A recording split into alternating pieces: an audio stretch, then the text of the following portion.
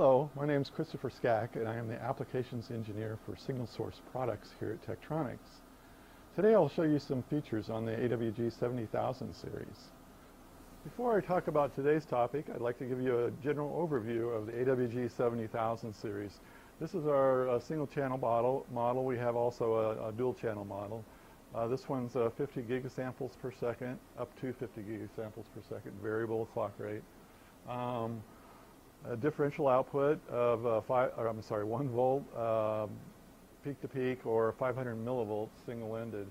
And then we also have marker outputs here for use for trigger or for using as a pattern generator. It's basically a digital output that we have on. We have 2 markers per channel. Easy interface so that you can do everything from the front panel. You don't need a PC to run the instrument because there's a PC built into it running Windows 7. We also have 16 gig of memory built in as an option, and we have 10 bits of vertical resolution. So we have plenty of resolution in our DACs for very complex waveforms. This is a very general purpose tool, but really used in very high-end applications where you really need to create waveforms that are very specific in nature. And a lot of people use AWG to duplicate real-world conditions rather than trying to go out in the real world and look at signals. We can create them on the AWG, and that way we can provide that into your device under test to validate that your instrumentation or your product can indeed support real-world conditions. So at this point, I'll go ahead and start my demo. Today's topic, I will be talking about the sequencer. The sequencer is a capability on the AWG to play multiple waveforms in a sequence.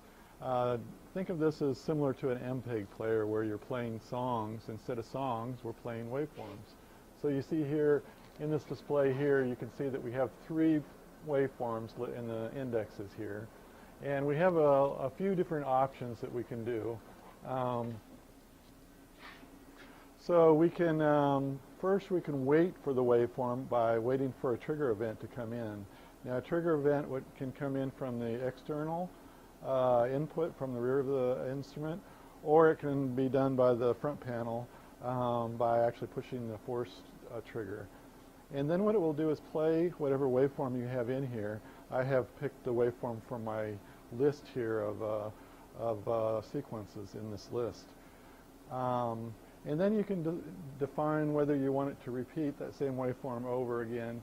You can repeat it up to over 1,000,000 times, or you can set it for infinite, such that it will play forever until you, in most cases, use an event trigger in order to go on to the next step or go to a particular step that you want to go to.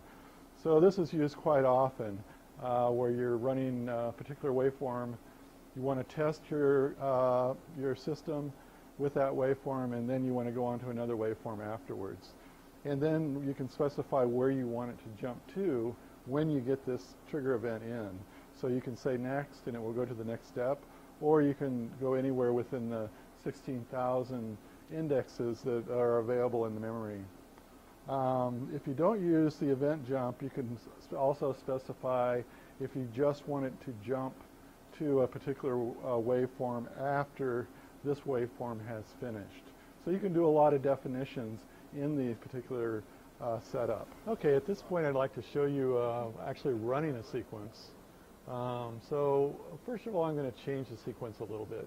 And in order to edit the sequence, you have to be in this sequence tab.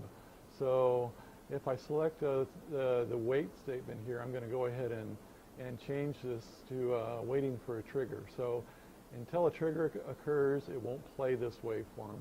Once a trigger does occur, then the waveform will start playing and it will repeat infinitely. You can also, on multiple channel instruments, you can have several tracks so that you can pick the tracks that you want to play on each channel. You can have independent tracks for each channel. The waveforms can be different lengths in the different channel. but they do have to be running at the same sample rate. The repeat count I've set for infinite, as I said earlier, and I'm going to wait for a trigger A event in order to move on to the next waveform, which I've defined here. And it'll tell you how long the waveform is. There are limitations as to running the sequencer. You need, on a single channel box, you need at least 4.8 or 4,800 points, or on the dual channel box you need 2,400 points. And when you're playing, we can actually see what the length is, including the repeats. Because we have this set for infinite, it doesn't know how long the time's going to be. So another thing I want to show you is that we have a feature that allows you to specify when you want it to jump when you're doing a jump. And here you can jump immediately while waveform's playing, or you can wait till that waveform is finished before it jumps. And we also have the capability of what's called a pattern jump. And this is a 256-bit pattern capability on a 15-pin DIN or connector in the back of the instrument. And so you can specify what index you're going to go to when you get that event. So you can enable that too. So at this point, I'm going to go ahead and go back to the home menu, and this is where you actually play everything. It's from the home menu, either a waveform or a sequence. And here you can see it's waiting for a trigger. It's got a T here, waiting for this trigger to occur, and then the sine wave will occur. So I'm going to go ahead and show you. Also, it shows you what step you're running, so you can see that we're at step 1, and also gives you an indication of what sample rate you're running at and what amplitude. Now this amplitude is single-ended amplitude. It's only the positive or negative end will be 500 millivolts.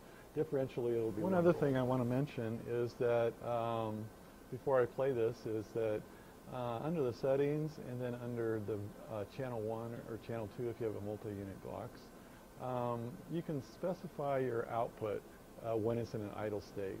So while we're waiting for a trigger, you can specify either 0 volts or you can specify the first point of the waveform. So for instance, if you want it to wait at a DC level, you can basically build a waveform with a DC level in it, and it will use the first point of that waveform in order to, and during the idle state. Or you can specify 0 volts. Most people prefer to use 0 volts. We hope in the future we can actually specify different levels of DC here. But 0 volts is good because then you don't have to worry about damaging any components. So now I'm showing you basically the scope display. And as you see, as we mentioned just a minute ago, we're sitting at a DC level right now. So in order to go to the next step in the sequence, basically I've got it set up for trigger B. So on the front panel here we have a force trigger button. So I'm going to go ahead and force a trigger. And you see the sine wave comes up. So as we mentioned before, it's basically repeating infinitely until we get another event. And I've set this event to go to the next waveform. And so, and this is set up for trigger A. So I'm just going to push the trigger A force trigger button. And you see now we go to the triangle. And again, it's set for infinite, so it's going to continue to play this waveform infinitely. And then if I hit the A button again, you can see that it goes to the square wave. So again, it's a very simple concept. It allows you to go through many waveforms. And what we can do also is, say you want to go to a particular waveform in the list of waveforms that you have here, rather than going through them sequentially. You can pick a waveform number and then go to that particular number. So if I put in 3 here, I can go ahead and select jump now, and it goes to the square wave, which is index 3. And you can also use a general purpose knob if you want to just scroll through these events or these indexes. So let me close this. So let me go ahead and force a trigger again to go to that's waiting for a trigger again. We're at the first waveform, so I'll have to hit V to start the waveform. So what you can do is you can do a force jump, and you can do it when the number changes, basically, rather than just jumping independently. And you can also specify some other criteria in here. So this was just a quick example of what you can do with the sequencer. Here I've loaded a little bit more complex waveforms. In this case, it's a serial data application where first part of the sequence is used for putting the DUT or the device into a loopback mode, and then actually running waveforms that have the jitter content provided so that you can make sure that the device works in compliance conditions, where you have to add a certain amount of jitter, a certain amount of ISI, a certain amount of random jitter, and then combine it all into the waveforms and test it and make sure you don't get any bit error rates. So this is a good example of one of the applications that the sequencer is used for. Like I said, many other applications too. In this case, I actually use the trigger here from one of my markers. And the nice thing is we can define either one marker or two markers active, so that you can again use the markers for your triggers in the sequence. So hopefully this was an example, a good example of how to use the sequencer. There's a lot of things you can do with it, and hopefully you get a chance to use one of these instruments. Thank you. Find out more at Vicom's website.